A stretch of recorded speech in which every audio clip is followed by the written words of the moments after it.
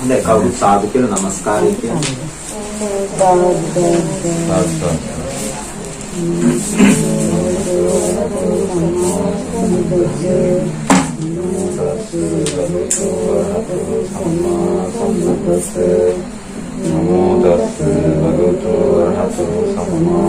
බුද්ධං සරණං ගච්ඡාමි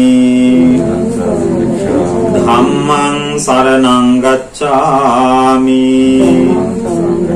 සංඝං සරණං ගච්ඡාමි ဒုတိယံ පි බුද්ධං සරණං ගච්ඡාමි ဒုတိယံ පි ධම්මං සරණං ගච්ඡාමි ဒုတိယံ පි සංඝං සරණං ගච්ඡාමි တတိယံ පි බුද්ධං සරණං ගච්ඡාමි တတိယံ පි ධම්මං සරණං ගච්ඡාමි တတိယံ පි සංඝං සරණං ගච්ඡාමි ပါဏာတိပါတာဝေရမဏီសិក្ខាပဒံ සමාදියාමි อตินนาดานาเวรมณีสิกขาปดังสมาธิยามิภาเมสุมิจฉาจาราเวรมณีสิกขาปดังสมาธิยามิมุสาวาทาเวรมณีสิกขาปดังสมาธิยามิสุรามีรยมัจจปมาดัตตานาเวรมณีสิกขาปดังสมาธิยามิ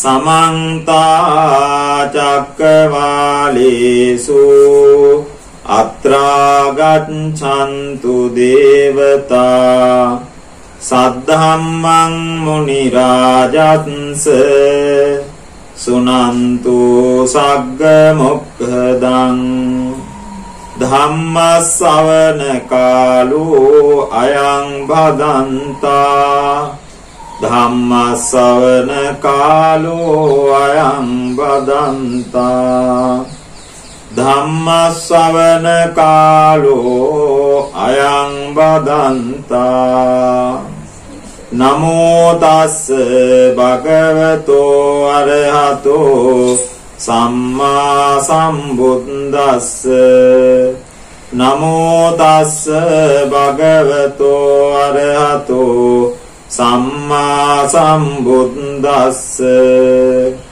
นะโมตัสสะภะคะวะโตอะระหะโตสัมมาสัมพุทธัสสะสัพพดาสีลสัมปันโนปัญญวาสุสมายิโตอารัดดวิริโยปัยตันโตโอหังตรติดุกขรังติ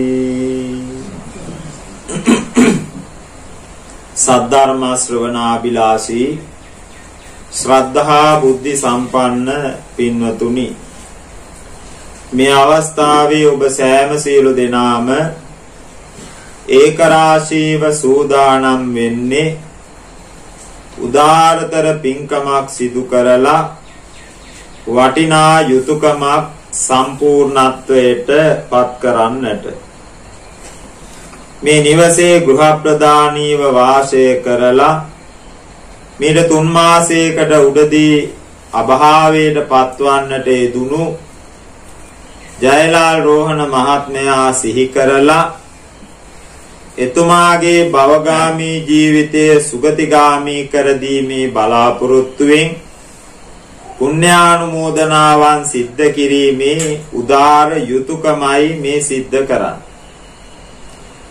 ඒහා සමගම සද්ධර්ම දානමය පින්කම නැමැති අතිශය ආනිසංසදායක ගරු කටයුතු මහා පින්කම සිද්ධ කරන ජයලාල් රෝහණ මහත්මයාගේ සසරගත ජීවිතය යහපත් සුවපත් කර දීම සඳහා එතුමා ජීවත්ව වාසය කරන කාල සීමාව තුල සමස්ත ජන සමාජයේම යහපත් වූ ගුණවත් සමාජයක් බවට පත් කර දීම සහ පත් කර ගැනීම සඳහා ජීවිතේ බොහෝ කාලයක් අපකැප වෙමින් ක්‍රියා කළ කටයුතු කළ කෙනෙක්.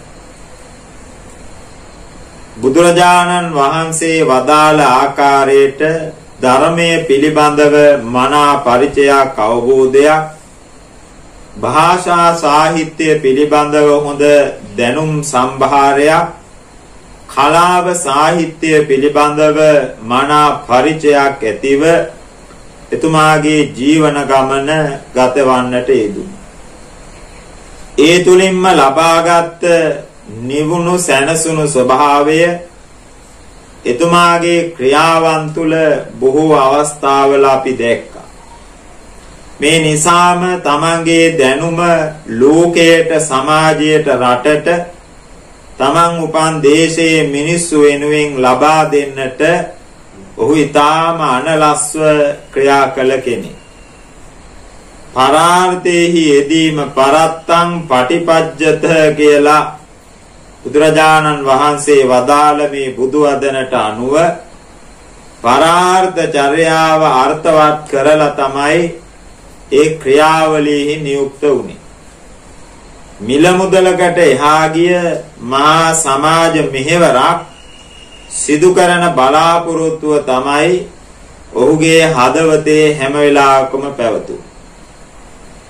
ඒ වගේම ජීවිතේ හැම පාර්ශවයක්ම හොඳින් ගොඩනගාගත්ත කෙනෙක්. කලාකරුවෙකු වශයෙන් මේ සමස්ත රටේම සෑම තරාතිරමකම කලාකරුවන් බොහෝම අනතිමානී ගුණයෙන් සලකපු ඇසුරු කරපු කෙනෙක් වශයෙන් ඒ සමාජය එතුමා ජයගෙන තිබුණා. ගමේ ගම්වැසියෙක් වශයෙන් කාටත් සම්මුඛ වෙන මුණ ගැහෙන ඕනෑම කෙනෙක් සමග කතා බහ කරලා සුහදතාවයෙන් ක්‍රියා කරන ගතිය තිබිච්ච හොඳ ගම්වැසි. විහාරස්ථානයේට යමින් එමින් ආගමික වත්පිළිවෙත්වල නියැලෙමින් අනිකුත් සිදු කරන බුදුමහත් කටයුතු වලට ශක්තිය දායකත්වයේ ලබා දුන්න හොඳ දායක මහත්මයෙක්. ඒ වගේම තමන්ගේ සෙනෙහබර ස්වාමි දියණියට හොඳ ස්වාමි පුතණු කෙනෙකු වශයෙන් ක්‍රියා කළ කෙනෙක්. ආදරණීය දූදරු දෙපළට දයාබර පිය කෙනෙකු වශයෙන් එතුමා ක්‍රියා කළා. මේ විදිහට බලපුවාම තමන් ජීවත් වෙච්ච මේ කෙටි කාලීන ජීවන ගමන තුල හැම පාර්ශවයක්ම ඊටාම හොඳින් ගොඩනගාගෙන ක්‍රියා කළා කියන එක අපි ඊටාම කෘතවේදීත්වයෙන් යුක්තවයි මේ මොහොතේ සිහිපත් කරන්නේ. කෙසේ වුවත් අපි කාටත් උරුම වෙච්ච ගමන තමයි මේ යන්න වෙච්ච ගමන. මේ ලෝකයේ තුල හටගත්ත සෑම දෙයක්මත් උපන්නා වූ සෑම සත්වයක්මත් මේ මරණ ස්වභාව ධර්මතාවයට ඒකාන්ත වශයෙන්පත් වෙනවා. ඒකට ලොකු කුඩා කියලා ભેදයක් නැහැ. උස් පහත් කියන මේ සමාජයේ තියෙන එකම ભેදයක්වත් නැහැ. ධන නිධන ભેදයක් නැහැ. කිසිදු ආකාර ભેදයකින් තොරව සබ්බස්ස ලෝකස්ස සදේවකස්ස දෙවියන් සහිත ලෝකයටම උරුම වෙච්ච පොදු සාධාරණ ධර්මතාවයේ වෙච්ච මරණ ස්වභාව ධර්මතාවයට එතුමාත්පත් වුණා. මේක අරුම පුදුම කාරණාවක් නෙමෙයි. මේ ගෙදර අයට තමන්ගේ ස්වාමියා පියාණන් නැති වුණාය කියපුවා මේක ලොකු අඩුපාඩුවක්, ලොකු වේදනාවක්. තමන් නිතර ඇසුරු කළ ගුරු අරුකන් දුන්න, මග නොමග කියා දුන්න, ජීවිතයට මහා ශක්තියක් වෙලා වාසය කළ කෙනෙක්. පරණ සංස්කෘත පඬිවරු සඳහන් කරන්නේ පිතා හතා ත්‍රිභුවන වන්දකාරං කිය. ඒ කියන්නේ පියාගේ අභාවය කියන්නේ තුන් ලෝකෙම අඳුරු වුණා වගේ කියලා. පියාගේ අභාවය තුන් ලෝකෙම අඳුරු වුණා වගේ කියලා තමයි කියන්නේ. ඒ කියන්නේ ඒ තුල තමයි ජීවිතවල ශක්තිය ගොඩ නැගිලා තියෙන්නේ. තාත්තා කෙනෙක්ගේ හයිය තාත්තා කෙනෙක්ගේ ශක්තිය ජීවිතවල මේ කාටත් අමුතුවෙන් සඳහන් කරන්නට දෙයක් නැහැ. කොයි ආකාරයෙන් මොනතරාතිරමකින් අපට ලාභ ප්‍රයෝජන අඩුපාඩු පාඩු සිද්ධ වුණත් මේ ගමන අපි කාටත් යන්න වෙනවා. ඒ යන්න වෙච්ච දවසට අපිට සියල්ල අතහැරලා යන්න වෙන්නේ. නසන්ති පුත්තා තානාය නපිතානපි බන්දවා අන්තකේනාදි පන්නස්ස ඤත්ති ඥාතිසු තානතා කියලා බුදුහාඳුරෝ දේශනා කරනවා. තමන්ට මේ ලෝකයේ සියල්ල අතහැරලා යන්න වෙච්ච දාට නසන්ති පුත්තා තමන්ගේ කියන දරුමල්ලුවත් එන්නේ නැහැ තමන් සමග. නපිතා නපි බන්දවා තාත්තා අම්මා තාත්තවත් නෑදෑය වෙන්නෙත් නෑ තමන්ගේ තනියට. කිසිදු ආකාර කෙනෙක් තමාගේ සරණයට තමාගේ පිහිටට නොයන තනියම යන්න වෙන ගමන තමයි මරණය නැමැති මාරයා හා සමග යන ගමන. ඒ ගමන තමයි මෙතුමා පිටත් උනේ. ජයලාල් රෝණ මහත්මයා සදාකල් ජීවත් වෙන්න ඕන කියන කල්පනාවක හිටපු කෙනෙක් නෙමෙයි. ජීවිතේ කවදා හෝ මට මේ ගමන යන්න වෙනවා කියලා හොඳට දැනගෙන හිටිය කෙනෙක්. ඒ පිළිබඳව මරණය පිළිබඳව මහා බියසක සංකාවක් හිතේ දිවිච්ච කෙනෙක් නෙමෙයි. බලන්න එතුමාගේ ජීවිතේ මාරාන්තික අනතුරු ගණනාවක් සිද්ධ වුණා. ඒ අනතුරු වලින් එතුමාගේ ජීවිතය ගැලවුණා. මොකද ඒ යන්න හිටිය වෙලාව නෙමෙයි. ඒ හැම අනතුරු උපද්‍රවයකින්ම බේරිලා තමන්ගේ ජීවිතේ නැවත සාමාන්‍යකරණය කරගෙන ක්‍රියා කරමින් යන අතරතුර ඔන්න යන්න වෙන වෙලාව අවස්ථාව උදා වුණා. ඒ අවස්ථාවේ එතුමා සියල්ල අතහැරලා දාලා ගියේ. එකතු කරගත්ත මහා දැනුම් සම්භාරයක් මේ මෑත කාලීනව අපි එක් පුද්ගලයෙක් තුල නොදැක්ක බහුවිධ කුසලතාවයන්ගෙන් යුක්තව වාසය කළ ඒ බහුවිධ කුසලතාවයන්ගෙන් බොහෝ ඵල ප්‍රයෝජන ගත කෙනෙක්. එසේ වුවත් බලන්න ඒ සියලුම දේවල් අතහැරලා දාලා යන්නට ගියේ. ඒක තමයි ජීවිතවල යථාර්ථය ඔබත් මමත් දැකගත යුතු සත්‍ය සහ නොදකින සත්‍ය ඕනෝක. ජීවිත ගැන කල්පනා කරනවා නම් මේ ගත වෙන කාලේ අපිට අන් සියල්ලටම වඩා ජීවිත ගැන හොඳ අවබෝධයක් ලබන්නට පුළුවන් අවස්ථාවක් මේක. සමහර විට මිනිස්සු හිතාගෙන ඉන්නවා ධනෙ තියනවා නම් අපිට කරන්න බැරි දෙයක් නැහැ කියලා. ඒ වුණාට බලන්න ධනෙ තියාගෙන ජීවිතය ගන්න බැරිව මිනිස්සු කොච්චර ලත වෙනවද මේ දවස්වල. මිල මුදල් ඕනෑ තරම් තියෙනවා. රෝගවලට ප්‍රතිකාර ගන්න විදිහක් නැතිව ලක්ෂ ගාණක් අතේ තියාගෙන මිනිස්සු මැරෙනවා. එහෙමනම් ධනෙ තිබුණා කියලා අපිට අවස්ථාවක් නැහැ ජීවත් වෙන්න. බලයේ තියෙන මිනිස්සු කල්පනා කරනවා මේ බලයේ තියෙනවා නම් අපිට කරන්න බැරි දෙයක් නැහැ, ඕනෑම දෙයක් කරන්න පුළුවන්. එසේ වුවත් බලන්න බලවන්ත රටවල් බලවන්ත ප්‍රදේශ අද මොනතරම් අසරණ භාවයට පත් වෙලාද. Taman ලෝකේ මහා බලවන්තයි කියලා හිතාගෙන හිටියට යම් උපද්‍රවයක් උවදුරක් පැමිණිලා මේ විපත්තිදායක අවස්ථා එනකොට අර ධනයෙන් ප්‍රයෝජනෙකුත් නැහැ, බලයෙන් නිලයෙන් ප්‍රයෝජනෙකුත් නැහැ. ජීවිතයක වටිනාකම තියෙන්නේ මිනිසයා විසින් ගොඩනගා ගන්න ආධ්‍යාත්මික හරපද්ධතීන් තුල. ආධ්‍යාත්මික හරපද්ධතිය කියලා අපි මෙහිදී අදහස් කරන්නේ මිනිසයා තුල ගොඩනගා ගන්නා වූ යහපත් වූ මනුෂ්‍ය ධර්මයන්ට. ඒ මනුෂ්‍ය ධර්මයන් තිබිච්ච නිසා තිබුණ නිසා තමයි අද අපි මේ එකතු වෙලා ජයලාල් රෝහණ මහත්මයා ගැන මේ විදියට වචන කීපයක් හරි කතා කරන්නේ එතුමා තුලේ මනුෂ්‍ය ධර්ම තිබිච්ච නිසා. මේ තරම් උවදුරු සහගත අවදානං සහගත කාලික වුණත් මේ පියාණන්ට මේ ස්වාමියාට ඥාතිවරයාට පින් දෙන පින්කම කරන්න ඕන කියන කල්පනාව ඔබ තුල ඇති උනේ එතුමා ළඟ තිබිච්ච මනුෂ්‍ය ධර්ම නිසා. මේ කාල සීමාවේ සෞඛ්‍ය අංශ වලින් දැනුවත් කරලා තියෙනවා කිසිදු ආකාර කාර්යයන් යොදා ගන්න එපා කියලා. එසේ වුවත් මේ ඇත්තෝ කල්පනා කළා මේ පින්කම අපි කොහොම හරි සිද්ධ කරලා මෙතුමාගේ සසරගත ජීවිතය සුවපත් කරන්නට ඕනේ කියලා.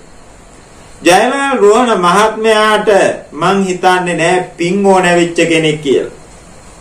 එතුමා මුළු මහත් ජීවිතේම පින් කරපු කෙනෙක්. ඔය රූපවාහිනී සාකච්ඡා, ගුවන්විදුලි සාකච්ඡා, දේශන මේ වගේ දේවල් වලට ගිහිල්ලා එතුමා කවදාවත් සමාජයේ අපගමනය වෙන, සමාජයේ අවතක්සේරුවට ලක් වෙන, එහෙම නැත්නම් සමාජයේ වැරද්දට දුරාචාරයට යොමු වෙන වචනයක්වත් කියලා නැහැ. ඒ කල හැම දේශනයකදීම හැම සාකච්ඡාවකදීම එතුමා ප්‍රකාශ කළේ සමාජයේ යහපත් කරන විදිය. මේකත් බණක් කියනවා වගේ තමයි. සමාජය තුළ ජීවත් වෙන මිනිසයා යහගුණ ධම්මැති මිනිසයන් බවට පත් කරන්නට තමන්ලා දැනුම භාවිතා කිරීම මහා පිනක්. එතුමා ජීවිතේ වසර 20කටත් අධික කාලයක් තිස්සේ මේ මහා පින්කම සිද්ධ කරලා තියෙනවා බොහොම ආසාවෙන්, කැමැත්තෙන්, සන්තුෂ්ටියෙන් යුක්තව. කාගේවත් බලපෑමකට බල කිරීමකට නෙමෙයි. සැබෑම වූ ආත්ම තෘප්තියෙන් යුක්තවයි මේ දේවල් සිද්ධ කළේ. පොතපත කියවනකොට ඒවා පිළිබඳ ලොකු ගෞරවයකින් ඒවා කියෙව්වේ. ත්‍රිපිටකය අධ්‍යයනය කරපු කෙනෙක්. යම් යම් අවස්ථාවල එතුමා මම හොඳින් දන්නවා මහා සංඝරත්නයේ කතා බහ කරලා ඒ ගැටලු සහගත ස්ථාන විසඳගෙන ඒවා පිළිබඳ ලොකු දැනීමක්, අවබෝධයක් ලබාගෙන ත්‍රිපිටක සූත්‍ර අධ්‍යයනය, විනය පිටකයේ පිළිබඳව ඊටාම හොඳ මනා පරිඥයක් ලබාගෙන ජීවත් වුණා. ඒ ජීවත් වීම නිසාම එතුමා තුල කලකදී බොහෝම තද ගති, සංකල්ප, ආකල්ප තිබුණා නම් ඒවත් පසු කාලීන වෙනකොට ඊටාම සැහැල්ලු ස්වභාවයටපත් වුණා. ඒ සැහැල්ලු ස්වභාවයටපත් වෙලා මම දැක්ක හැම වෙලාවකම ජීවිතය ගැන ලොකු දැක්මක් ඇතිව ජීවත් වෙච්ච කෙනෙක්. ඒ කියන්නේ ධර්මය තමාගේ ජීවිතය තුල සමීප කරගෙන සිටියා. ධර්මයේ ජීවිතය තුල සමීප කරගෙන සිටියා. යුතුයකම් ටික හරියට කළා, කළ යුතු දේ නිවැරදිව කළා.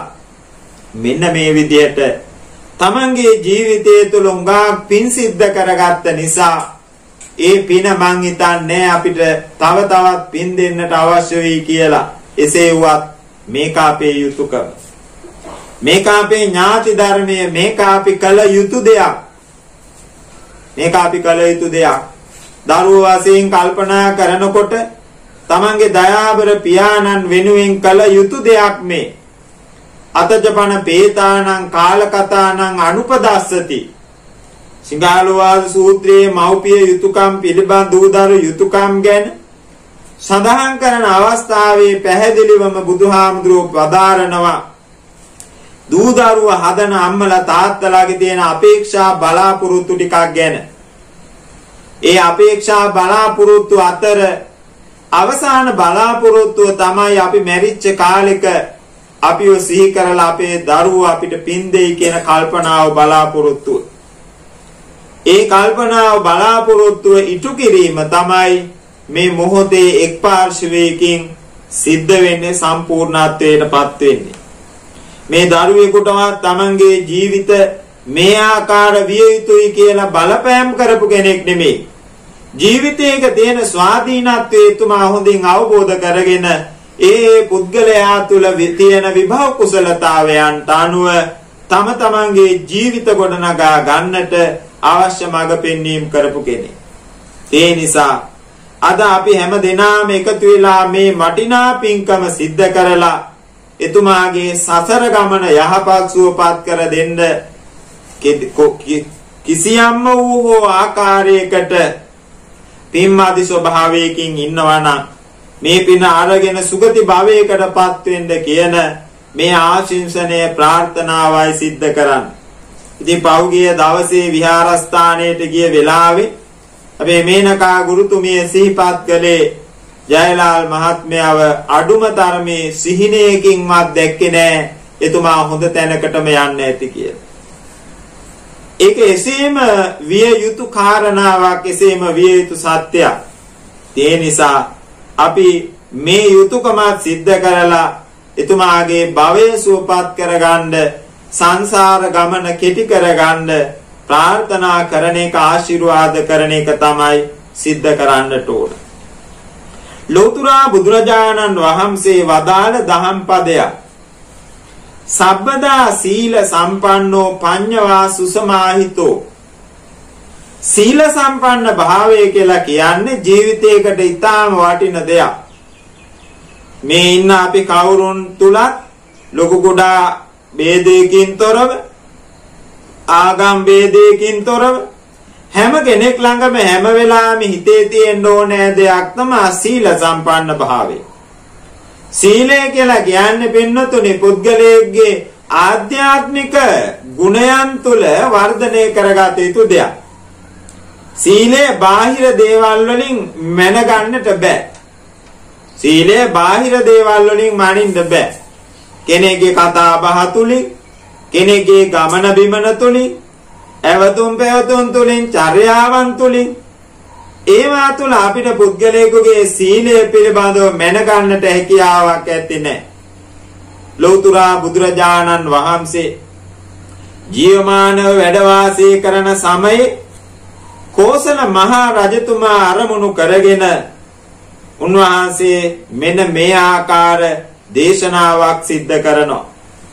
ඒ දේශනාවෙන් පැහැදිලි කරන්නේ බුදුරජාණන් වහන්සේ කෙනෙක්ව දැක්ක දුටු ගමන් ප්‍රසාදයටපත් වෙන්නට එපා.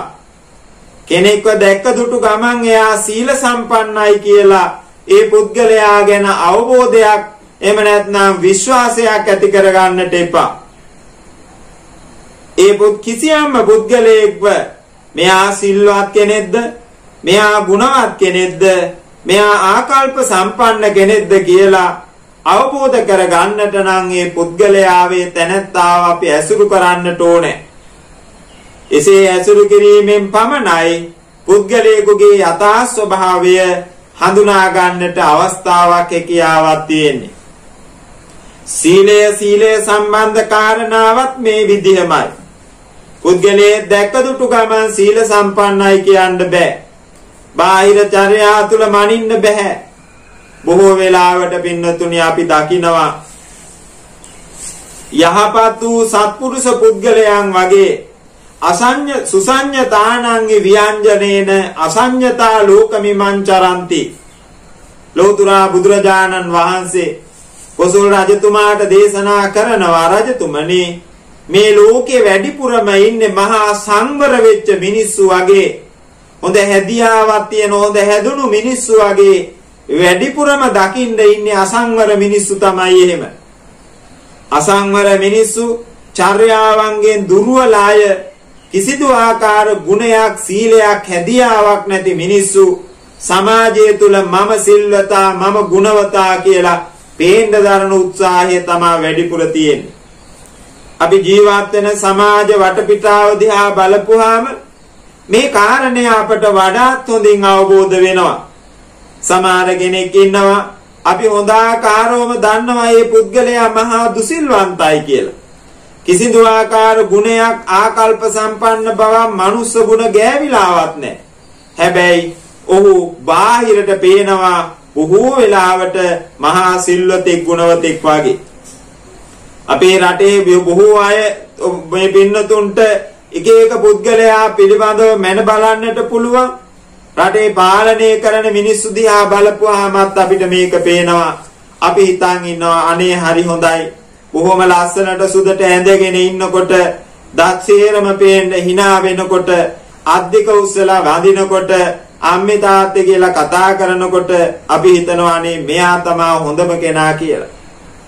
ඒ වුණාට ක්‍රියාකලාපයේ දිහා බලපුවාම තමයි පේන්නේ මේ පුද්ගලයා මොනතරම් නිහීන ගති තියෙන පුද්ගලයන්ද කියන එක අපිට වටහා ගන්නකොට බොහෝ වෙලාවට අපි ප්‍රමාද වෙලා වැඩි.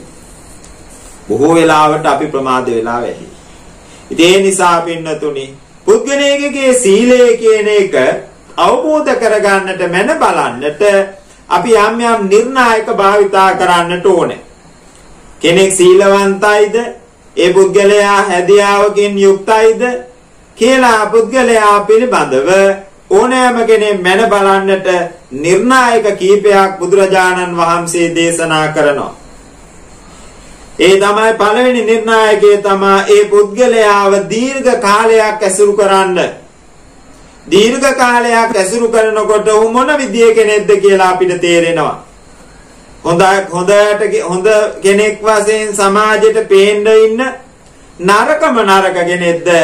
එහෙම නැත්නම් නරක කෙනෙක් කියලා සමාජයේ කිව්වට ඇසුරු කරලා බලනකොට පේනවා නම් අනේ මේ මිනිස්සයා කොච්චර හොඳ කෙනෙක්ද කියලා. ආන් ඒ විදිහට පුද්ගලයෙක් මන බලන්නට තියෙන හොඳම ක්‍රමය තමයි ඔහුව ඇසුරු කර බැලීම. ඇසුරු කර බලනකොට තමයි අපිට තේරෙන්නේ ඒ මිනිස්සයා මොන ආකාර වූ මේ සිතුම් පැතුම් තියෙන කෙනෙක්ද කියලා.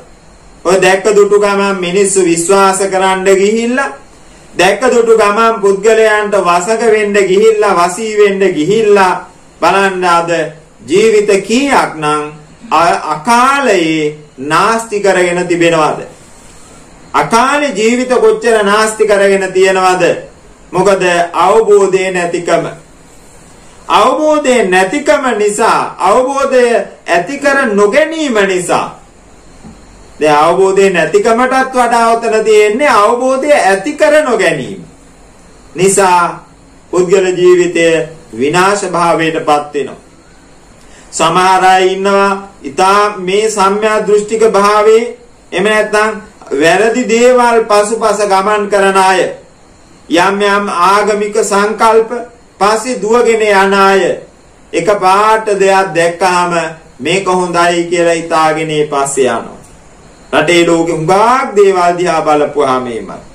කොහේ හරි යන වෛද්‍යවරයෙක් පිළිබඳව වෙද මහත්තයෙක් ගැන දැම්මොත් එහෙම මෙයා අවල් එකට හොඳයි කියලා කිසිම විචාර බුද්ධියක් නැහැ. ඔහේ පැනගෙන සේරම යනවා අතනට මේක තමයි හරි කියලා. කොහේ හරි යන කටහඬියෙක් ගැන මොනවා හරි ප්‍රචාරයක් ගියොත් එහෙම මේ මිනිස්සයා මොන જાතිය කෙනෙක්ද කියලා බලන්නේ. ඔහේ ඉන්න ඇත්ත බුරුත්ත පිටින් සේරම යනවා අර පුද්ගලයා හොයාගෙන. විචාර බුද්ධියෙන් වැඩ කරන ස්වභාවය ඊටාම අඩුයි. මේක තමයි පුද්ගලයාගේ සීල සම්පන්න භාවයේ හැදියාව කියන්නේ. දැන් මේ දවස්වල මේ පින්නතුන් දකිනවා අපේ රටේ මේ ඇති වෙන රෝග උවදුරත් එක්ක යම් යම් ප්‍රදේශ වහලා දානවා. යම් යම් ප්‍රදේශ වහලා දාලා මේ උත්සාහ කරන්නේ කුමක්ද? අර ඒ ප්‍රදේශය තුල ජීවත් වෙන මිනිස්සුන්ගේ ජීවිත ටික ආරක්ෂා කරගන්න. ඒ ප්‍රදේශේ ජීවත් වෙන මිනිස්සුන්ගේ ජීවිත ටික ආරක්ෂා කරගන්න තමයි යම් ප්‍රදේශයක් වහලා ආරක්ෂා කරගන්නේ. හැබැයි ඒ වුණාට මේ වහපු තැන් බලන්න බොහෝ තැන්වල වහලා ඒ වහපු තැන්වල පොලිස් ආරක්ෂාවක් දාන්න වෙලා තියෙනවා. වහපු තැන්වල පොලිස් ආරක්ෂාව දාන්න වෙලා තියෙනවා. අන්න බලන්න. මිනිස්සු හොඳින් තේරුම් ගන්නවා නම් මොකද්ද ඇත්ත සත්‍ය කියලා. මොකද්ද කළ යුතු දේ කියන අවබෝධය නියමාකාරයෙන් ඇති කර ගන්නවා නම් කවමදාකවත් වැහැව්වට පස්සේ ආයේ ආරක්ෂාවක් දාන්න ඕනේ නැහැ. වැහැව්වට පස්සේ ආරක්ෂාවක් දාන්න ඕනේ නැහැ. එතකොට බලන්න අපි මිනිස්සු වශයෙන් අපි මොන තරමට ಗುಣධර්ම වලින් සහ මනුෂ්‍ය ආකල්ප වලින් පහළට ගිහිල්ලාද? අපි උත්සාහ දරන්නේ කොහොම හරි කමන්නේ ඒ දේවල් වහගෙන යට කරගෙන හැංගිලා හරි කමන්නේ අපිට අවශ්‍ය කාර්ය સિદ્ધ කරගන්න. දැන් මා අද උදේ රාජකාරියට යන්න පිටත් වෙලා යනකොට එක පාරක් වහලා අපි යන වාහනේ අපි මගට ගිහිල්ලා හරව ගන්න හැදුවා. හරවලා අනිත් පැත්තට ගන්නකොට මම දැක්කා එතනට ගිහිල්ලා වාහන කීපයක් බයිසිකල් එහෙම අර වහලා තිබිච්ච ඒවා එහා මෙහා කරලා බයිසිකල් ටික ඇතුළට අරන් ආයෙත් වහලා ගියා. අනේ බලන්න. ඒ විදිහට මිනිස්සු උත්සාහ කරන්නේ Tamanගේ කාර්ය સિદ્ધ කරගන්නවා මිසක මේ තුලින් අන්‍යයන්ට සිද්ධ වෙන හානියත් Tamanට සිද්ධ වෙන හානියත් පිළිබඳව අංශු මාත්‍ර වූ තැකීමක් කරන්නේ නැහැ. අපි හිතනවා මේ සීලය කියලා කියන්නේ මිනිස්සු සමාදන් වෙන පංච සීලයයි අට සීලයයි දස සීලයයි හාමුදුරු කෙනෙක් ගෙනන් සාමණේර සීලයයි උපසම්පදා සීලයයි මේ ටික තමයි සීලය කියලා කියන්නේ. ඒ වුණාට පින්නතුනි ධර්මයේ තුල ඊටාම පැහැදිලිව දකිනවා සීලය කියලා කියන්නේ මිනිස්යාගේ හැදියාව කියන එක. සීල කියන වචනේ භාවිතයන් කීපයක් තියෙනවා. සීලය කියන්නේ එක පැත්තකින් සංවරකම. තව පැත්තකින් ගලුවාම මේ සීලය කියන්නේ හැදියාව, සංවරකම, ආකල්ප සම්පන්න බව. මේ ඔක්කොම සීලය කියන වචනේ කියවෙනවා. සීල සම්පන්න වෙන්නයි කියලා කියන්නේ ඒක. එහෙම නැතුව පොයට පන්සල් ගිහිල්ලා ගන්න සීලයයි අපි උඟාක් වෙලාවට හිතන්නේ සිල්වත් වෙනවා කියපුවාම පොයට සමාදන් වෙන සීලය තමයි සිල්වත් වීම කියලා. එදිනෙදා තම තමන්ගේ ජීවිතවල සීල සම්පන්න වෙන්න පුළුවන්. තමන් ගෙදර සාමාන්‍ය දෛනික කටයුතු කරගෙන ඕනෑම කෙනෙකුට ස්ත්‍රී පුරුෂ ભેදයකින් තොරව සිල්වත් ජීවිතයක් ගෙවන්නට පුළුවන්. පාණාතිපාතාදී ප්‍රාණඝාතාදී අකුසල ධර්මයන්ගෙන් වළකින එකට අපි කියනවා සීල සම්පන්න භාවය කියලා. ඔබ කල්පනා කරලා බලන්න ඔබේ ජීවිතේ ප්‍රාණඝාතාදීන් කොයිතරමකට ඔබ වැළකීලා ජීවත් වෙනවද? සීල සම්පන්නයි. අපේ හැදියාව අපි ගුණතරම් ගොඩනගාගෙන තියනවද? කෝපයටපත් විය යුතු අවස්ථා අපි කොච්චර කෝප නොවි ඉන්නවද? තව කෙනෙකුට ගහන්න බයින්න වෙන අවස්ථා අපි කොච්චරක්නම් ගහන්න බයින්නේ නැතිව ඉන්නවද? මේ විදියට බාහිරට අපේ අභ්‍යන්තරයේ ඇති වෙන කැළඹීම් අපි කොච්චරක්නම් පාලනය කරගෙන කටයුතු කරන්න උත්සාහ දරනවද? ඒ පාලනය කරගන්න අපිට පුළුවන් කියන්නේ මොකක්ද? එතකොට අපි ළඟ තියෙන්නේ තමන්ගේ හිතට එන ආවේගයක් පාලනය කරගන්න පුළුවන් නම්, තමන්ගේ සිතට එන කෝපයක් පාලනය කරගන්න පුළුවන් නම්, බනින්න වෙන එක පාලනය කරගන්න පුළුවන් නම්, ගහන්න වෙන එක පාලනය කරගන්න පුළුවන් නම්, හොරකම් කරන්න හිතෙන එක නවත්ත ගන්න පුළුවන් නම් බලන්න ඔය වගේ තමන්ට ඒ දේවල් කරන්න පුළුවන් කියන්නේ අපිට ළඟ සීලයක් තියෙනවා. ඒවා කරන්න පුළුවන් කියන්නේ අපි ළඟ සීලයක් තියෙනවා.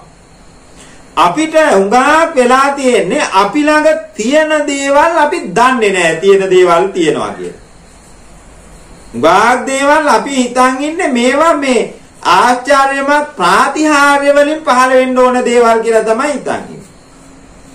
මිනිසයාගේ හිතේ ගොඩ නගා ගන්න පුළුවන් ශක්තිය තරම් ප්‍රබල ශක්තිය ලෝකේ කොහෙවත්ම නැහැ. ඔය සත්‍යක්‍රියාව කියන එක තියෙනවනේ.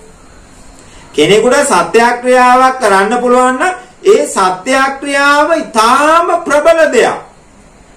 ඕනෑම දුෂ්ට බලවේගයක් නැතිකරන්න සත්‍යක්‍රියාව ඊටාම ප්‍රබලයි. දැන් මේ දවස්වලත් ඔය පහුගිය කාලවල ඔය ඇත්ත දැකලා තියෙන ඕනතරම් යම් කණ්ඩායම් ගිහිල්ලා ඔය කොහෙට හරි බුදු පිළිමයක් හරි පූජනීය ස්ථානයකට හරි ගිහිල්ලා පාන් ටිකක් පත්තු කරන් ලයිට් නිවන සත්‍යයක්.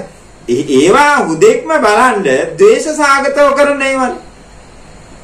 ඒවැ යටි අරමුණ තියෙන්නේ තව කෙනෙකුට හිංසාවක් කිරීම, තව කෙනෙකුට අපකීර්තියක් කිරීම, තව කෙනෙක්ව දේශ සහගතද පහත හෙලීම, මේ වගේ අරමුණු චේතනා මුල් කරගන්න. ඒකයි මේ සත්‍යක්‍රියාවල ප්‍රතිඵල නැත්තේ. සත්‍යක්‍රියාවක ප්‍රතිඵල එන්නට නම් සැබෑම වූ මානව දයාවෙන් යුතුව, සැබෑම වූ ආධ්‍යාත්මික හිතකින් යුක්තව ඒ කාර්ය સિદ્ધ කරන්නට ඕනේ. සීලය කියලා කියන්නේ මේකට මිනිස්යා තුළ තියෙන ගොඩනැගීම. එහෙම නැත්නම් ඒ හිත හදවත් තුළ තියෙන යහපත් ආකල්ප සම්පන්න භාවය තමයි අපි සීල සම්පන්න භාවය කියන්නේ. බුදුරජාණන් වහන්සේ මේක තමයි වදාළේ සබ්බදා සීල සම්පන්නව හැමදාම සිල්වත් වෙන්න කියලා.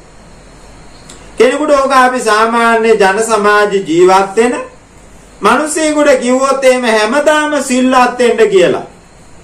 ඒ මිනිසයාගෙන් එකපාරටම ලැබෙන ප්‍රතිචාරය තමයි අපි කොහොමද හැමදාම සිල්වත් වෙන්නේ මේ තියෙන වැඩත් එක්ක කියලා. ඒ මිනිස්සු හිතාගෙන ඉන්නේ මේ පොයේ පන්සල් ගිහිල්ලා සිල් ගන්න එකටයි මේ සීල සම්පන්න වෙන්නේ කියන්නේ. එතනමනේ අපිට වැරදිච්ච තැන. ඔන්න ඔතනම තමයි අපිට වැරදිච්ච තැන.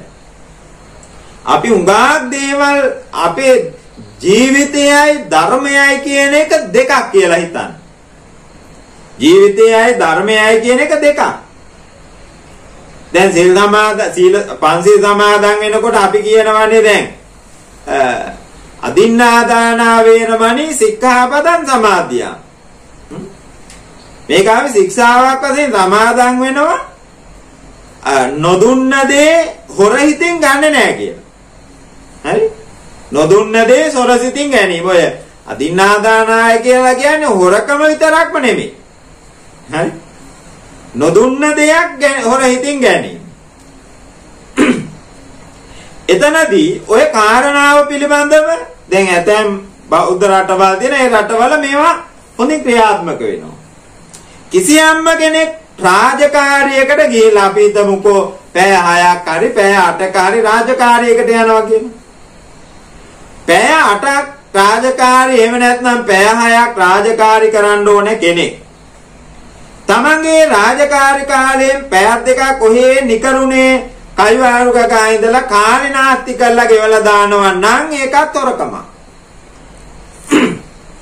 ඒකත් තොරකම. ඕවානේ හරියට අර ශික්ෂාව එක යන්න ඕනේ එළියට. ඒතකොට අපි මෙච්චර කාලයක් රාජකාරී කළ කවුරුවත් හිතුවද රාජකාරී කාලේ නිකන් හිටපුවාම මේක හොරකමක් වෙනවා කියලා. රාජකාරී කාලේ නිකන් හිටියාම මේක හොරකමක් වෙනවා. එතකොට ඒ ලබා ගන්න ධනය වැටුප අධර්මිකයි. ඒ කරන සේවයට හරියන වැටුපක් අතර ගමන්නේ නැහැ. හරි? එහෙම නැත්නම් නොකල සේවයකට කිසියම්ම කෙනෙක් වැටුපක් ගන්නවා නම් ඒක අධාර්මික ධනෝපායනයක් යටතට තමයි වැටෙන්නේ. එතකොට ඔන්න ඔය විදිහට මම මේක ඉතාම සරල එක කාරණයක්. මේවා අපි මිනිස්සු අතර සීලය කියන්නේ මේකයි අදින්නාදානාව කියන්නේ මේකයි කියන එක තේරුම් ගන්නවා නම් ඒක හරියට සමාජයේ පැහැදිලි කර ගන්නවා නම් කවදාවත් ඔයනි අයුතු දේවල් සිද්ධ වෙන්නේ නැහැ. ඔවනුව අයුතු දේවල් සිද්ධ වෙන්නේ නැහැ කවදාවත්ම. ඒක හරිය අවබෝධයෙන් යුක්තව සිද්ධ කරනවා. දැන් අපි හිතන්නේ පංචශීල සමාදන් වෙනවා කියපුවාම මේක මේ ඒ කාර්යයට අර මුල පුරනවා වගේ වැඩක් වෙලා තියෙනවා. කාර්යයට මුල පිරීම. ඒ වුණාට මේ පංචශීලයක් සමාදන් කරන්නේ ඇයි?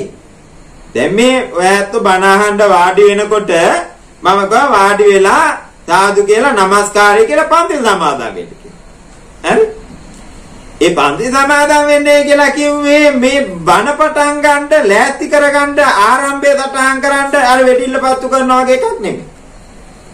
දැන් බොහෝ අය හිතන් ඉන්නේ මේක අර පිරිස නිද්දාද්ද කරන්න ඒක අරමුණකට ගන්න මේකට තමයි මේ වැඩේ කරන්නේ කියලා. පන්තිල නම් මැදින් සමාදන් කරන්නත් පුළුවන්. ඒ නැත්නම් බණ ඉවරලා පන්තිල සමාදන් කරන්න කිසි ගැටලුවක්.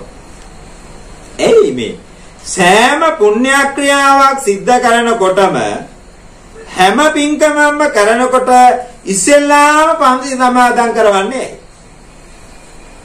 අපි මෙච්චර කාල මං හිතන්නේ ඈත් උනාත් ඉතින් ඉන්න ඇත්තේ මේ වැඩේ පටන් ගන්න ඕන හින්දායි මේ කරන්නේ කියලා. එහෙම නෙමෙයි. කරන පින වැඩි වෙන ක්‍රමයක් මේ තියෙන්නේ. ඒ මොකද ඔය මේ පින්නතුන් දැන් බණ අහන්නේ මොන වගේ අය පිරිසක් වෙලාද? පන්සිල් සමාදන් වෙලා සිල්වත් පිරිසක් වෙලා තමයි බණ අහන්නේ. දානයක් දෙනකොට පන්සිල් සමාදන් වෙලා දාන දෙනකොට සිල්වත් පිරිසක් වෙලා තමයි දාන දෙන්නේ. මේ බණ අහන විනාඩි 45ට පැයට ඔය පින්නතුන්ගේ ඔය ශික්ෂාපද පහෙන් එකක්වත් කැඩුනේ නැහැනේ. ඔය ශික්ෂාපද එකෙන් පහෙන් එකක්වත්. අදිසියව මధుරයෙකුට ගැහුවොත් වගේ දෙයක් වුණොත් මිසක මං හිතන්නේ ශික්ෂාපද පහෙන් එකක්වත් මේනකොට කැඩලා ඇති කියලා. හරි?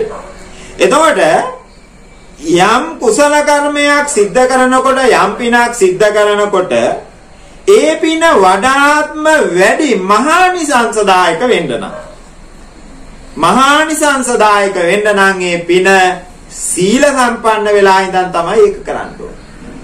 එතෙන්දී බුදුරජාණන් වහන්සේ දේශනා කරන්නේ සහස් කිසියම්ම කෙනෙක් අවුරුදු 100ක් කිසියම් කෙනෙක් අවුරුදු 100ක් දුස්සීල භාවයෙන් ජීවත් වෙනවාට වඩා සිල්වන්ත භාවයෙන් ජීවත් වෙන එක දවස වටිනවා. මොහොතක් සීල සම්පන්න වීම වටිනවා. මොහොතක් සීල සම්පන්න වීම වටිනවා. එතකොට බලන්න ඕන ඒ කාරණේට අනුව ඔබ මේ ධර්මයේ ශ්‍රවණය කරන්නේ සීල සම්පන්න භාවයක පිහිටලා නිසා ඔබට වැඩි ප්‍රතිලාභයක් ලබා ගැනීම හැකියාව තියෙනවා. මල් පහන් පූජා කරනකොට පන්සිල් සමාදන් වෙලා ඒවා කරන්නේ අපි සිල්වත් වෙලා ඒ ආගමික කාර්යයක් සිද්ධ කරන්නේ. සිල්වත් වෙලා. එතකොට මේ නිසා තමයි සීලය සියල්ලටම වඩා ප්‍රබලයි. දානය කියන එක අර්ථවත් වෙන්නත් සීලය තියෙන්න ඕනේ. භාවනාව කියන එක අර්ථවත් වෙන්නත් සීලය තියෙන්න ඕනේ. සීලයෙන් තොරව පුද්ගලයෙකුගේ ආධ්‍යාත්මික හෝ බාහිර හෝ සංවර්ධනය සිද්ධ කර ගන්නට බෑ. බුදුරජාණන් වහන්සේ ත්‍රිශික්ෂාව දේශනා කරන තැන සීල සමාධි ප්‍රඥා. සීලය නැත්නම් සමාධියක් ගොඩනගන්නට බෑ. සීල සමාධි දෙකෙන් තොරව ප්‍රඥාවන්තයෙක් වෙන්න බෑ. සීල සමාධි දෙකෙන් තොරව ප්‍රඥාවන්තයෙක් වෙන්න බෑ. මේක තමයි සම්බුද්ධ ශාසනය තුල වදාරන නියම පැහැදිලි සත්‍ය. පඤ්ඤවා සුසමායිතෝ ප්‍රඥා සම්පන්න භාවය කියලා කියන්නේ නුවණැති බව. හරි දේ හරි වශයෙන්ොත් වැරදි දේ වැරදි වශයෙන්ොත් අවබෝධ කරගන්න පුළුවන් ශක්තිය තමයි ප්‍රඥාව කියලා කියන්නේ. හරි දේ හරි විදියට දකින්න ඕන, වැරදි දේ වැරදි විදියට දකින්න ඕන. හරි? ඔය දැනුම සහ ප්‍රඥාව කියන්නේ දෙකක් කියලා දන්නවනේ. දැනුම සහ ප්‍රඥාව. දැනුම තුලින් ප්‍රඥාව කරා ගමන් කරන්න පුළුවන්. හැබැයි ප්‍රඥාව තුලින් දැනුමට යන්න තියෙන අවස්ථාව අඩුයි. ප්‍රඥාවෙන් දැනුමට යන්න බෑ. මොකද දැනුමක් තියෙන්න ඕනේ ප්‍රඥාවට යන්න. අවබෝධයක් තියෙන්නට ඕනේ. දැන් මිත්‍යා දෘෂ්ටික කෙනෙක් වෙලා ඉඳලා එයාට නිවන් දකින්න බෑ. තේරෙනවද? මිත්‍යා දෘෂ්ටික කෙනෙකුට නිවන් දකින්න බෑ කවදාවත්ම. එයා සම්‍යක් දෘෂ්ටියට ආවේ නැත්නම් සම්‍යක් දෘෂ්ටියට ආවට පස්සේ තමයි යාට නිවැරදි ප්‍රඥාව දකින්න පුළුවන්. හරි දේ හරි විදියට දකින්න පුළුවන්.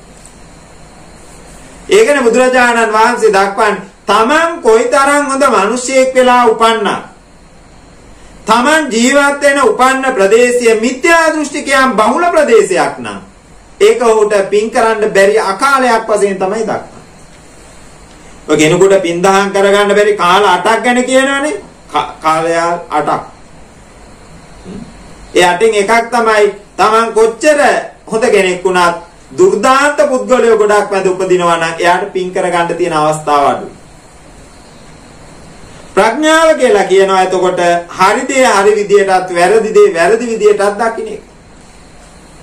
එදා බෝධිසත්වයන් වහන්සේ තමන් වහන්සේ ළඟ තිබිච්ච දැනුම භාවිතා කරගෙන ඒ දැනුම නව මාවත් ඔස්සේ විමර්ශනය කරගෙන ගිහිල්ලා දැනුම බලන්න. පරීක්ෂණයක් කළා, නිරීක්ෂණයක් කළා, නිගමනයකට ආවා. දැන් විද්‍යාවේ තියෙනවනේ යම් දෙයක් පිළිබඳ දැනීමක් ලබන්නට නම් පරීක්ෂණය, නිරීක්ෂණය සහ නිගමනය. මොකක් හරි ගැන ඒගොල්ලෝ පරීක්ෂණයක් කරනවා, ඒක නිරීක්ෂණයක් කරනවා, ඊළඟට නිගමනයකට එනවා මෙන්න මේ වගේ කියලා. බලන්න ලෞතර බුදුරජාණන් වහන්සේ ওই පියවර තුنين එහාට තව පියවරක් ගමන් කරලා තියෙනවා. උන්වහන්සේ පරීක්ෂණයක් කළා, නිරීක්ෂණයක් කළා, නිගමනයක් කළා. ඒ නිගමනය තුලින් ලබාගත් අවබෝධය ක්‍රියාත්මක කරලා පෙන්වුවා. නිරීක්ෂණය තුලින් ලබාගත්තනේ අවබෝධය. දුකක් තියෙනවා, දුකට හේතුවක් තියෙනවා, දුක නැති කරන්න පුළුවන්. ඔන්න නිගමනය දුක නැති කරන්න පුළුවන් එක. හරි? පරීක්ෂණයේ නිරීක්ෂණයේ නිගමනය ඔන්න තියෙනවා. ඊළඟ නිගමනයෙන් නතර වෙන්නේ නැති උන්වහන්සේ මොකද කළේ? අර මුල කියපු ගැටලුව නැති කරන ක්‍රමය පෙන්වුවා ඊට පස්සේ. මෙන්න මේ ක්‍රමයට ගිහිල්ලා මේ ප්‍රශ්නේ විසඳන්න පුළුවන්. ක්‍රියාපිළිවෙතක් ඒකද? ඒ ක්‍රියාපිළිවෙත තුල ගමන් කිරීම තමයි ගැටලුව निराකරණය කරගන්න තියෙන එකම දේ. දැන් අපිට ප්‍රශ්න තියෙනවා, ප්‍රශ්න වලට හේතුත් දන්නවා, මේවට විසඳුම් තියෙනවා කියලා දන්නවා, විසඳන්නේ නැති එක තමයි තියෙන්නේ. හැම ශේත්‍රයකම බලන්නකෝ, ප්‍රශ්න කියන ඒවාත් අපි දන්නවා තියෙනවා, මෙහෙම ප්‍රශ්නයක් තියෙනවා කියලා. අපි හදිහට කතා වෙනවා රටේ තියෙන ප්‍රශ්න ගැන. රටේ තියෙන ප්‍රශ්න, ගෙදර තියෙන ප්‍රශ්න, ගම් වල තියෙන ප්‍රශ්න, පවුල් වල තියෙන ප්‍රශ්න. ඔය හැම ප්‍රශ්නෙම අපි කතා කරනවා හරියට. හරි? ඊළඟට අපි හරියටවත් උපදෙස් දෙනවා කියනවා මෙන්න මේ විදියට කළොත් මේක නැති කරගන්න පුළුවන් කියලා. මේකට හේතුත් තියෙනවා. ඔය වාව නිකන් ඇති වෙච්ච ප්‍රශ්න නෙමෙයි. ඔය මෙන්න මේ විදියට ප්‍රශ්න ඇති වෙලා තියෙනවා කියනවා. ඊළඟට මේක විසඳගත්තාම මොන වගේ සෞභාග්‍යමත් තත්වයකටපත් වෙනවාද කියලාත් අපි දන්නවා.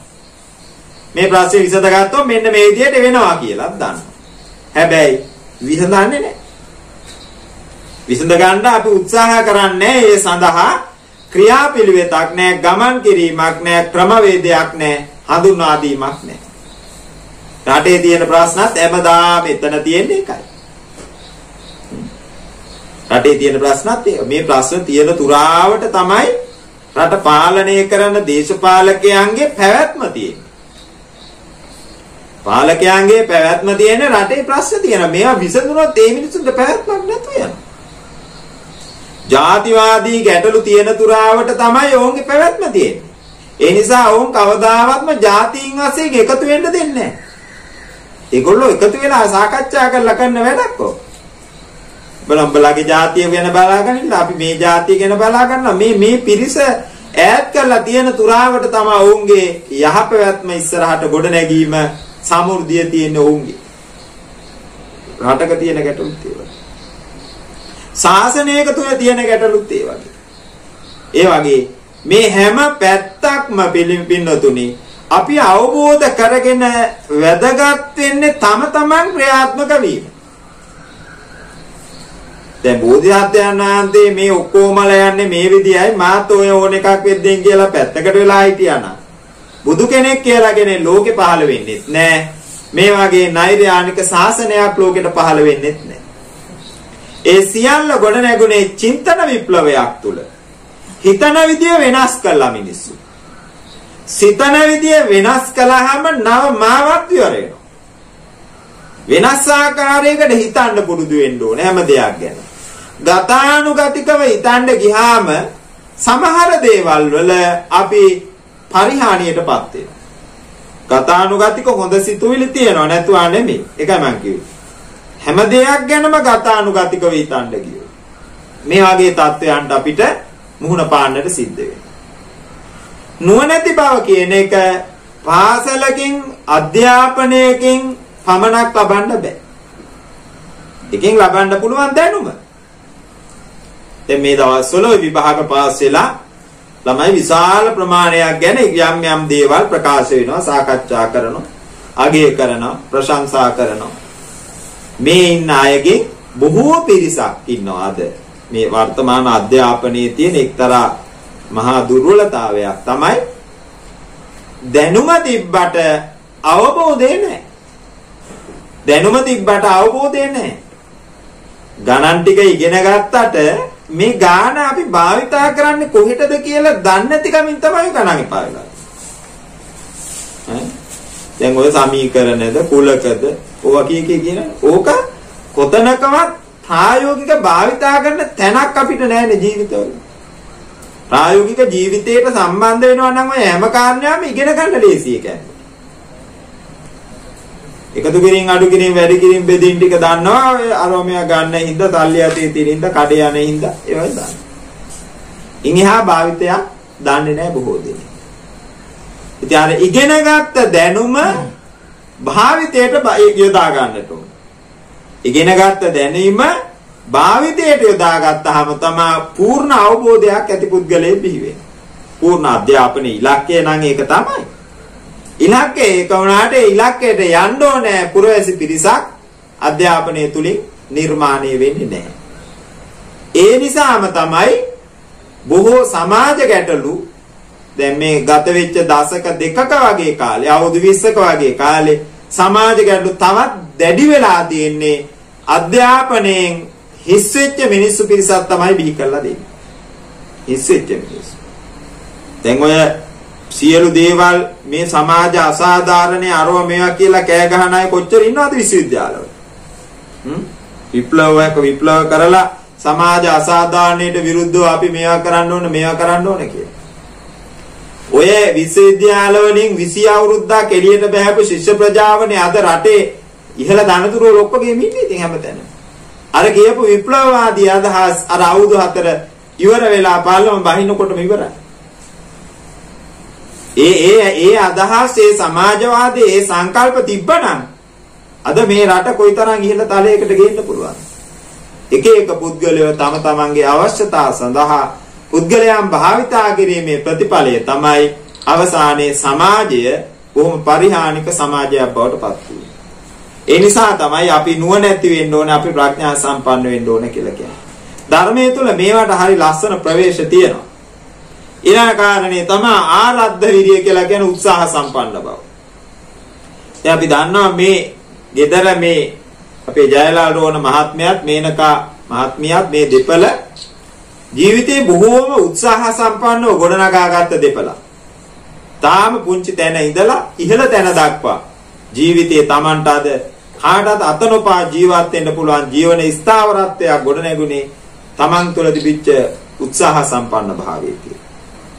ඒ උත්සාහය කියන එක අපිට ලෞකික පැත්තෙන් ගොඩනැගෙන්නත් අවශ්‍යයි, ලෝකෝත්තර පැත්තෙන් ගොඩනැගෙන්නත් අවශ්‍යයි.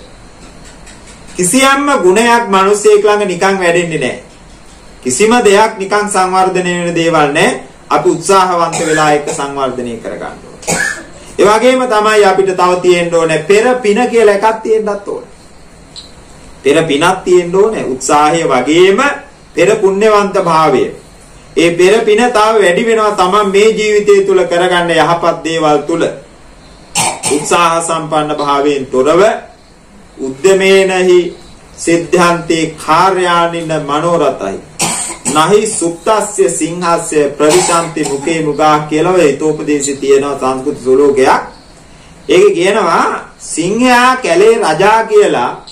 සිංහයා ඉතින් හිටියොත් එහෙම සත්තු මගේ කඩට පැනලා මට ආහාරයක් වෙන්න ඕන කියලා හිතාගෙන හිටියට හිතුවොත් එහෙම සිංහයාගේ ජීවිතේ පැවැත්මක් නැහැ. නිදා සිටින සිංහයා කල්පනා කරනවා නම් මම කැලේ රජා නම් මගේ ළඟට ඇවිල්ලා ආහාරයක් වෙන්න ඕන අනෙක් සත්තු. ආන් ඒ වගේ. මේ සංස්කෘත පඬිවරු කියනවා සඳහන් කරනවා උත්සාහයෙන් තොරව උද්‍යමේනයි සිද්ධාන්ති උත්සාහයෙන් තොරව කිසිම කාර්යයක් හිත හිතා ඉඳීමෙන් සඵල වෙන්නේ නැහැ. සිත හිතා සිටීමෙන් කිසිම කාර්යයක් සඵල වෙන්නේ නැහැ උත්සාහයෙන් තොරව.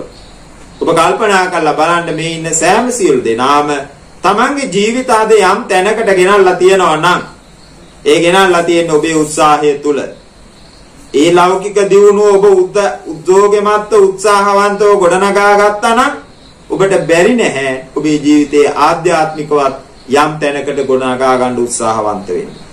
කිසිම දෙයකින් නොසැලෙන පුද්ගලයෙක් බවට පත් වෙන්න. උත්සාහය ජීවිතයේ දුක්ඛම් කඩළු කියන ඒවා ඔය ඇත්තෝ ඉහමුදුනටම විඳලා තියෙනවා. ඒ නිසා ඉවසීම කියන එක ගැන 아무තු පාඩම් අපිට ඕන වෙන්නේ නැහැ ජීවිතවල. දුක්ඛම් කඩළු විඳ දරාගෙන මේ ජීවිතයේ ගෙවපු ටිකම ඇති ඉවසීමට හොඳම සාධකය. අය 아무තු බණ කතා මේකට ඕනේ නැහැ. තමන්ගේ ජීවිතේ ඉවසපු තරම්. තමන්ගේ ජීවිතවල මොන තරම්නම් ඔබ ඉවසලා ක්‍රියා කරලා තියෙනවද? මොන තරම්නම් දුක්ඛම් කඩළු වේදනා හිරිහැර විඳලා තියෙනවද? ඒ සියල්ල තුල අපි ළඟ තියෙනවා යම් ශක්තියක්. මම ඒකයි මේ ශක්තිය අපි වහගෙන තියෙන්නේ. මේ වැසුණු ශක්තිය අවදි කරගත්තොත් අපිට ආධ්‍යාත්මික වශයෙන් හුඟක් ඉස්සරහට ගමන් කරන්න අවස්ථාව හැකියාව තියෙනවා. ඒක මේ ජීවිතේ මේ පුංචි සීමාවකට කොටු කරගන්න එපා. පුංචි සීමාවකට කොටු කරගන්න නැතුව ජීවිතේ ගොඩනගා ගත්තාම ඕකාන්තරති දුක්ඛරං කාම දිට්ඨි භව අවිජ්ජා කියන මේ චතුර්මහා ඕගයන්ගේ මේ හැඩපාර වලින් ඔබට නිසකවම ඊතරට ගමන් කරන්නට අවස්ථාව හැකියාව තියෙනවා. ඒ නිසා හැඩපාරවල් තමයි අද ජීවිතවල අපිට තියෙන හැම පැත්තෙම හැඩපාරවල්. එක එක සුලි කුණාටු මේවට අහුවෙලා අපි ගහගෙන ගිහිල්ලා සමහර වෙලාවට අන්තයක් අනන්තයක් අපි කවුරුවත් දන්නේ නැහැ. එක එක රැල්ලවල් එනවා කලින් කලට ඇවිල්ලා අපිව ගහගෙන යනවා. ඒ නිසා ඕගේ කියන මේ හැඩපහර කාමය නැමැති හැඩපහර දෘෂ්ටිවාද මතවාද කියන හැඩපාරවල් තියෙනවා. භවය නැමැති හැඩපාර අවිද්‍යාව නැමැති හැඩපාර. ඔය තමයි අපිට අපිට එන ඔක්කොම රැලි ඔය ඒ ඔක්කොම අර හතරට තමයි අයිති වෙන්නේ. හරි? මේ ආවේගයන් එහෙම නැත්නම් මේ හැඩපාරවල් තරණය කරගෙන නුවණැති බුද්ධිමත් පුද්ගලයාට පුළුවනි මේ සංසාරේ තමන් අපේක්ෂා කරන ඉරණම අරමුණ ගොඩනගා ගන්න. ඒ නිසා ඒ අරමුණ අපේක්ෂාව ගොඩනගා ගන්න ඔබ සෑම සියලු දෙනාටමත් මේ සඳහන් කළ ධර්ම කාරණා කිහිපයක් ඒකාන්ත වශයෙන්ම හේතු වේවා වාසනාව වේවා කියලා ප්‍රාර්ථනා කරමින් ධර්ම ශ්‍රවණය කළ ඔබ සෑම දෙනාටම උතුම් අමා මහ නිවන් සැපතම සාක්ෂාත් වේවා කියලා ප්‍රාර්ථනා කරනවා. දෙවියන්ට පින් දෙමු. ආකාසට්ටා ච බුම්මට්ටා දේවානාගා මහිද්దికා පුඤ්ඤන්තං අනුමෝදිත්වා චිරන් රක්칸තු ලෝක සාසනං ආකාසට්ටා ච බුම්මට්ටා දේවානාගා මහිද්దికා පුඤ්ඤන්තං අනුමෝදිත්වා චිරන් රක්칸තු ලෝක සාසනං ආකාසට්ටා ච බුම්මට්ටා දේවානාගා මහිද්దికා පුඤ්ඤන්තං අනුමෝදිත්වා චිරන් රක්칸තු ලෝක සාසනං.